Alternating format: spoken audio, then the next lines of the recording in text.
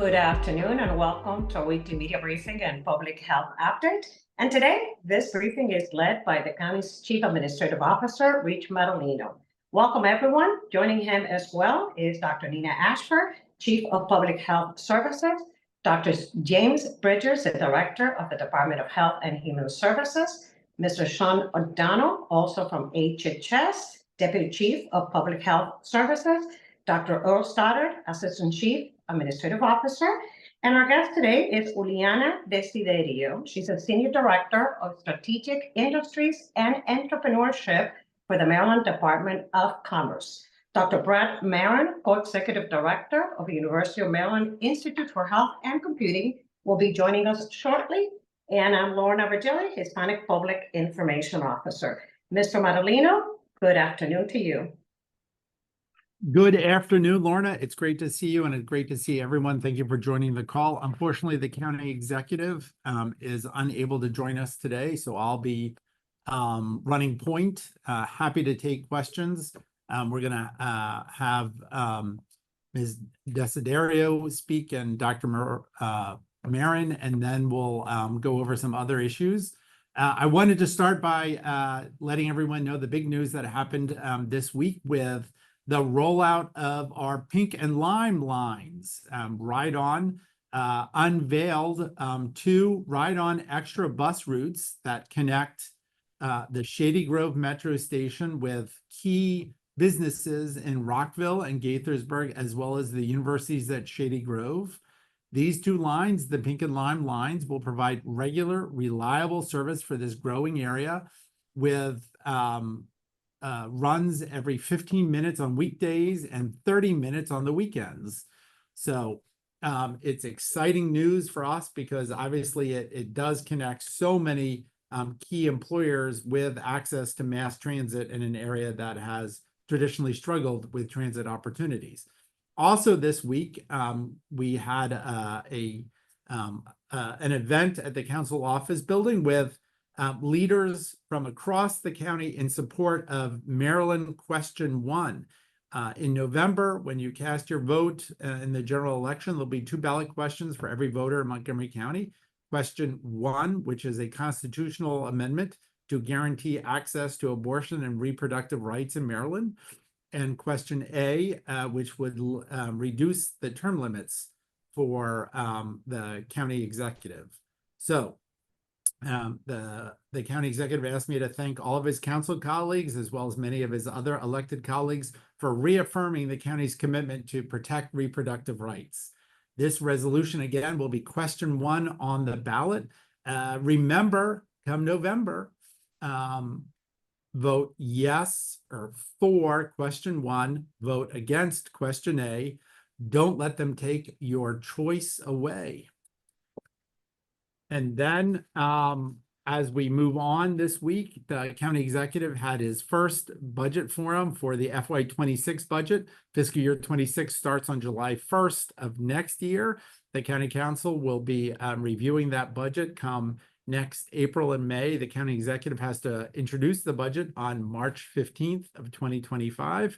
He's having 11 forums around the county to seek input from residents about what they want out of the FY26 budget. The next 2 forums will be next week. On Monday, it will be at the Wheaton Community Recreation Center, focused on issues in the Mid-County, broadly Wheaton to Olney. And then on Wednesday evening, we will be at the Bethesda Chevy Chase High School to look at issues surrounding the Bethesda Chevy Chase Western County issues. So again, Wheaton Rec Center on Monday night, Bethesda Chevy Chase High School on Wednesday night. Please come in and talk about what you're looking for about the county budget, or to learn a little bit about what the county executive is doing when it comes to the fiscal policies of the state of Maryland, of Montgomery County. More information and all of the schedule of the 11 forums can be found on the county website, montgomerycountymd.gov. So with that, we're going to start and turn the conversation into economic development. This week, the county was very happy to host an international life sciences and biotech conference here to demonstrate the county's leadership within this region and within this sector globally. As you can see, the county executive was joined by the governor and hundreds of business leaders from around the region, from around the country, around the world, to talk about life sciences, biotech, and why Montgomery County, Maryland in particular is a great place to have a business and to grow in this field. So that's why we're very excited to have two leaders at the state level to talk to the press a little bit about the exciting things that we're doing within Montgomery County to continue the momentum that we have here in Maryland, in Montgomery County, around the life sciences. So I'm going to first bring in the Director of Strategic Industries and Entrepreneurship, Juliana Desiderio, who's going to talk a little bit about what the state of Maryland is doing to help our strategic industries. And I just want to start by saying, not only is it great to have you join us today, but it was wonderful to have Governor Wes Moore join everyone at the conference to share a little bit about his vision for economic development and to explain to this international crowd why they should be part of Maryland and why they want to be leaders early in about Maryland's decade. As the governor talks about, this is Maryland's decade, and you want to be here to be part of that. Well, thanks so much for having me. It's a pleasure to be here today and talk up Maryland and life sciences industry. As Governor mentioned, Maryland is a globally recognized life sciences cluster. Together with the BioHealth Capital Region, we are the third largest national life sciences cluster, just behind San Francisco Bay Area and Massachusetts Cambridge. So it's a huge achievement for Maryland. And I will say that Montgomery County is really in the center of the life sciences and biotech industry in Maryland. And we're always so happy to always work with our colleagues in Montgomery County to support not only starting of new companies in Maryland in the life sciences, because we have a lot of very smart people who are thinking about different ideas to support and start companies in this industry, both from our universities and our federal laboratories, then work together to grow these companies and having them expand. For example, we've seen great expansions in most notably in Montgomery County, AstraZeneca is going and growing and doing wonderful things for cancer therapeutics. And then again, as you mentioned, and the governor always talks about, we are also working very hard to talk about Maryland as a place to be for other life sciences companies that are thinking about establishing a presence on the East Coast. So we're always talking about Maryland, Montgomery County in particular, as our greatest concentration of life sciences and biotech. So we always say you're going to be a great company if you think about Maryland, and we have many different programs that stack across, our counties and the state to support the attraction, the growth of this industry. And I'm just really excited that we had this wonderful event in BizNow, and I think another great opportunity for us to highlight all the wonderful things we have that make us a number three in the nation for this cluster. So I'm happy to take any questions about any particular projects or rankings that if you want to have more information about that, but it's exciting times for Maryland. Thank you very much, Juliana. So it is very exciting times. And one of the reasons why the county executive has been very excited, and one of the reasons why we wanted to have this international conference here now, is the University of Maryland Institute for Health Computing. The county executive has championed this idea from his first moment in office, recognizing that with our University of Maryland partners, the University of Maryland College Park, the University of Maryland Baltimore, which is the home to the medical school, the School of Medicine, as well as the University of Maryland Medical System, which is a healthcare system that operates multiple hospitals around the entire state. You have these three outstanding institutions that are national global leaders in fields of medicine, medical research, biomedical research, and computing, bringing all of that talent, that ability together to unleash the power of both our brains when it comes to biotech and life sciences, as well as computing power to use artificial intelligence, quantum computing in order to solve some of the major life sciences challenges. You know, when we have this wonderful group of public health experts on the phone, on the call today with us, today. And one of the things that we learned through the development of the vaccine for COVID was so much more could be done by the modeling that was done via massive computing power to speed up the processing, the development of vaccines. And, you know, this is the tip of the iceberg when it comes to bringing together medicine, computing, and people in need within the state of Maryland. And that's where the University of Maryland medical system comes into play because they are providing care to hundreds of thousands of people across the state of Maryland. They have an amazing source of information about patients and their needs. And the exciting thing about one of the other developments of linking computing with life sciences is developing drugs that are tailored for each individual. You know, you come up with a vaccine and hope that it works broadly across the public. But if you can develop a vaccine and an intervention, a medicine, a drug that's tailored just for Rich Madaleno, then that is going to help dramatically increase my outcomes, as opposed to just giving me or anyone, I'm using myself as an example of anyone, the same opportunity to have access to a medicine. So just to make those treatments that much more effective and beneficial to each person. So it's a very exciting time. And I know that Dr. Marin isn't with us, but I think over a short period of time, the Institute has grown to more than 70 researchers.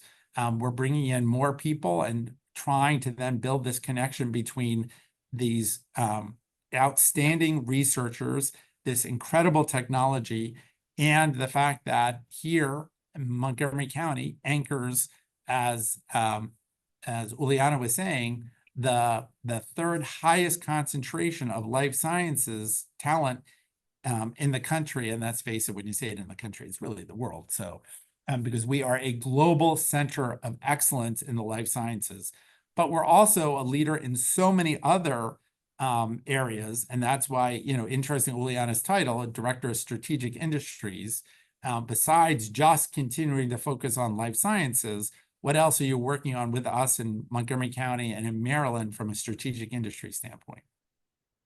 That's a really great question. And it's exciting because Montgomery County has a little bit of everything, just like Maryland. This is what we're known for. We have a lot of different assets that make it a very exciting and innovative state. So other industries that are always top of mind for the state of Maryland are cybersecurity. And of course, there is emerging technologies that go into computing that you mentioned earlier, which is quantum computing and artificial intelligence and machine learning. And I think that we have a lot of assets across the state that are working on these technologies. And more importantly, we have the final user of these technologies. So companies, federal agencies that will need hospitals, that will need to use these emerging technologies to solve these really complex problems. So cybersecurity, artificial intelligence, quantum is always really exciting. But industries such as manufacturing, you know, classical manufacturing, but also advanced manufacturing techniques, as we have a lot of manufacturers, a lot of innovative and a lot of technology-focused manufacturing across Maryland, always, you know, something we pay attention to. Energy is another big player for Maryland, and there's a lot of conversations about climate goals and different uses of energy, making sure that the grid is stable, but also looking forward to the future of the use of energy for, again, these emerging technologies. Agriculture. We can't talk about Maryland without talking about agriculture. So we're thinking about different things and different ways we support agriculture and producers and farmers out there, and also anything involved with the Chesapeake Bay. So I wouldn't be complete if I hadn't mentioned that all of these industries are supported by our workforce, and we have wonderful workforce, a lot of talented people in Maryland. And that's actually one of our biggest selling points when we're talking about Maryland and who support these industries.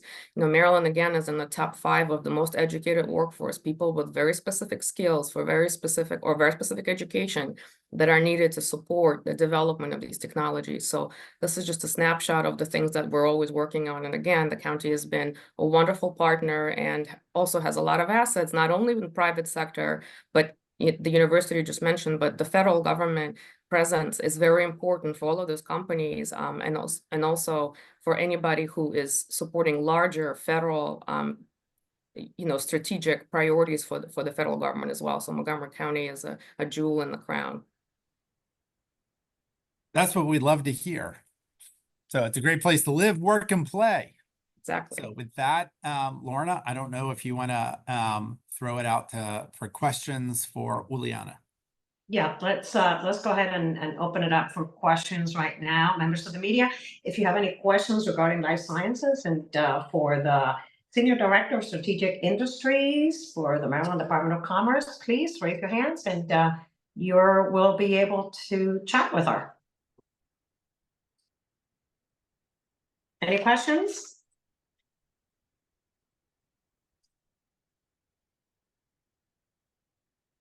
No questions this afternoon. Okay, I toss it back to you, Rich. Uliana, you might decide to remain on this event, or if you need to step out, please feel free to go. And I guess we will wait for Dr. Marin then. Rich? All right. Thank you very much, Lorna. Uliana, thank you very much. And thank you for everything that you and your colleagues and certainly the Moore-Miller administration is doing to help the state. You have been wonderful partners. The entire administration has been wonderful partners working with us, and we greatly appreciate the efforts. The governor, the lieutenant governor, of course, a Montgomery County resident and former employee of the Montgomery County government, have a commitment to Montgomery County, and it's great to see how that plays out every day. So thank you. Thanks so much, everybody. Thank you. So with that, we'll go on to the health briefing. Good news, fewer cases of COVID-19 in Maryland and in Montgomery County. We're going to hear a little bit about how that's and why that's happening. A week-to-week decrease in the number of people hospitalized with COVID-19. And as always, the COVID-19 vaccination is the best protection from severe disease, hospitalization, and death. We can't say it enough. It's not necessarily going to keep you from getting COVID, but it's certainly going to help make sure if you do get COVID-19, you're going to have a mild case. So with that, I'll turn it over to the HHS team because I know they want to talk about testing, the availability of testing, and the fact that updated vaccines are available. You can get them now. I know my mother-in-law is getting one today as we speak. So I will turn it over to, is it Sean first? Sure, happy to follow up. And you're right. Not everyone who gets vaccinated will not get COVID ever again, but it does also reduce the likelihood that you'll be symptomatic. And it certainly does reduce the more severe symptoms when you get an updated shot. The shots that are out now are not technically boosters. It's a new strain that is protecting you against the one that's currently going around. So we do recommend people get that. This year, it's good timing because the flu shots are available at the same time as the COVID shots, and you can get them at the same time. So, that saves people's trips out there.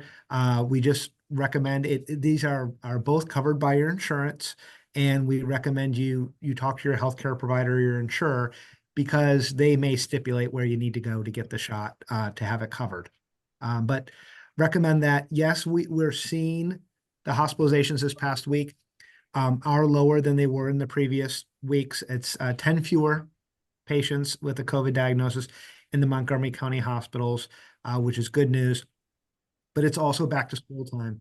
And when our kids are in that smaller setting and with less robust immune systems, they do tend to catch things and spread them around. So we're just urging caution on that. And there should be some tests that are available through the federal government by mail later this month. They're going to resume that program where you can write in and they'll mail you test kits to your address. So that is good news. And again, if you do need testing, that is something that is covered by your insurance program if you're symptomatic.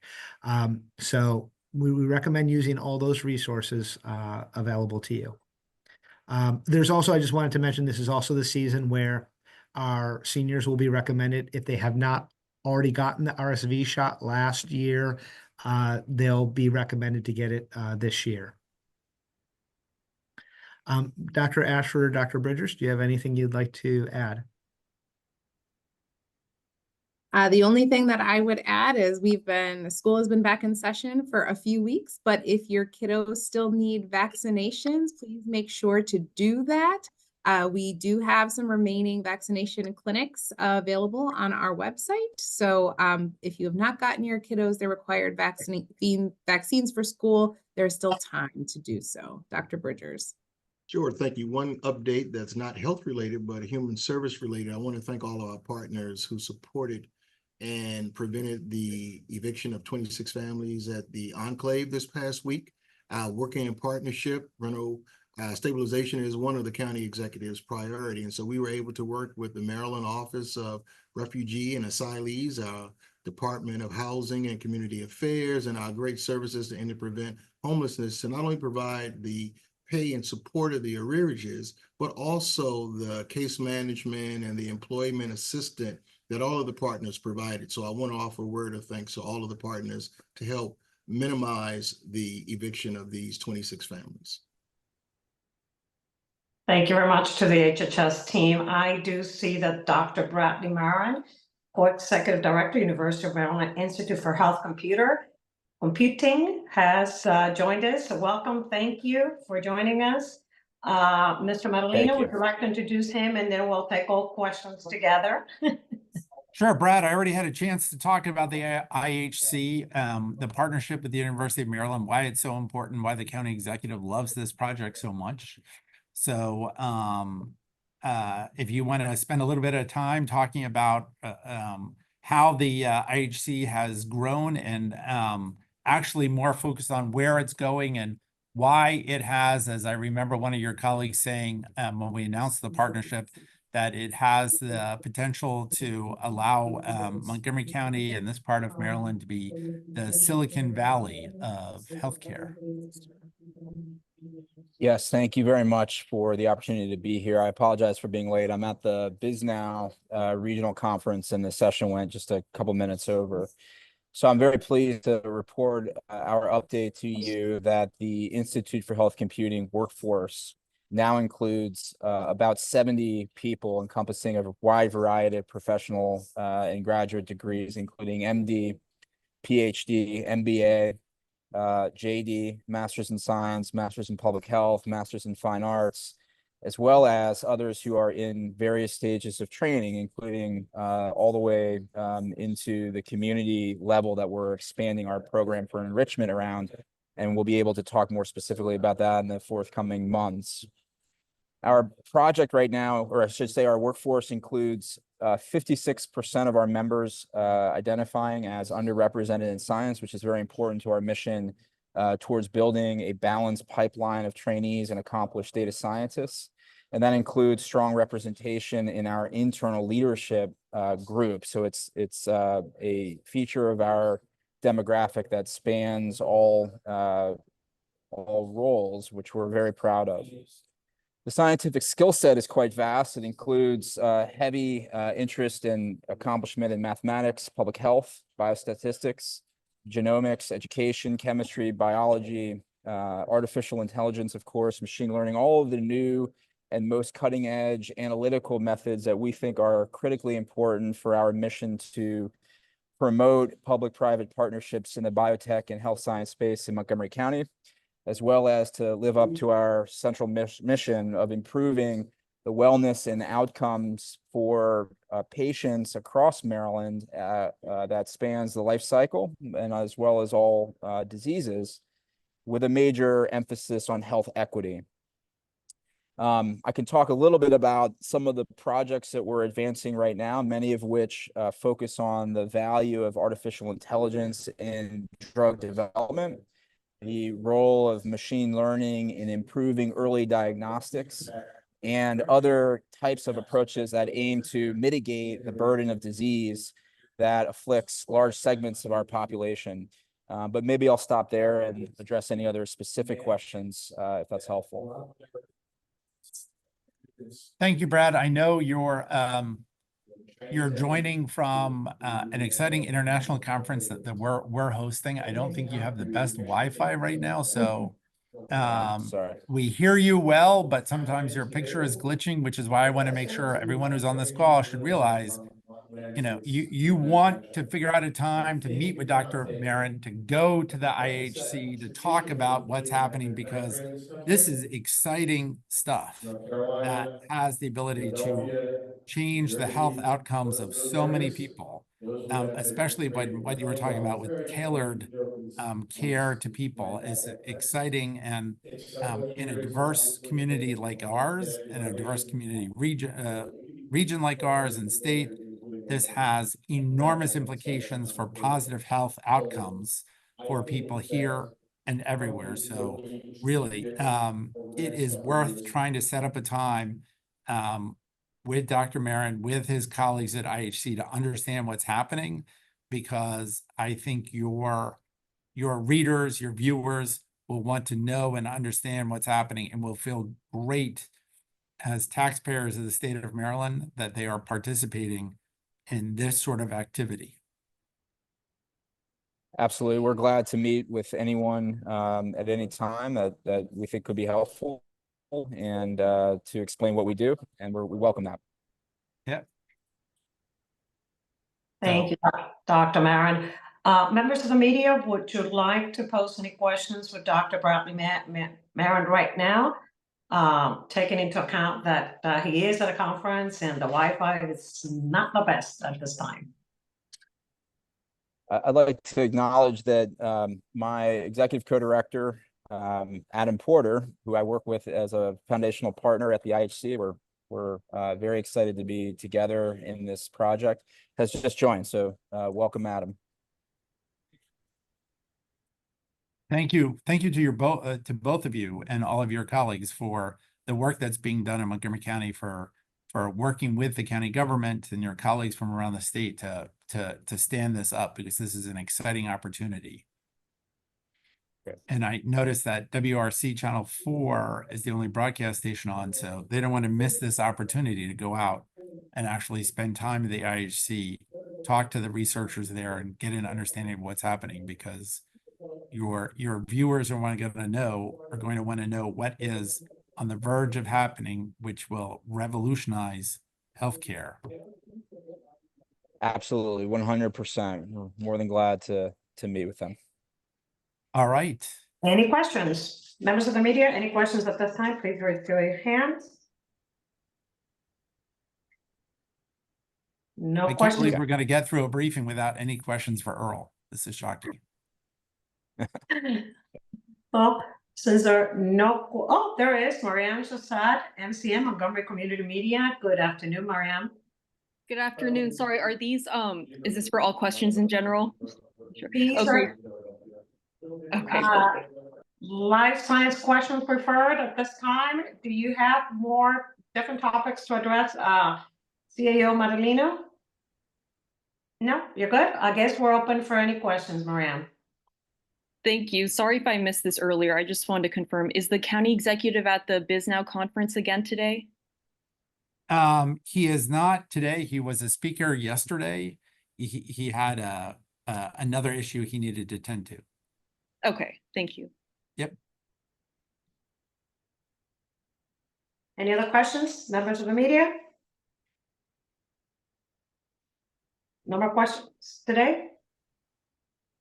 All right, Mr. Madaleno, I toss it to you so that you close us out this afternoon.